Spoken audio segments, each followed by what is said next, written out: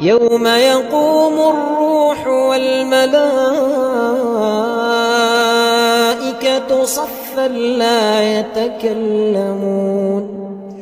لا يتكلمون إلا من أذن له الرحمن وقال صوابا.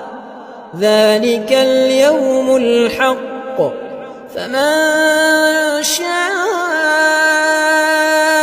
اتخذ إلى ربه مآبا. إنا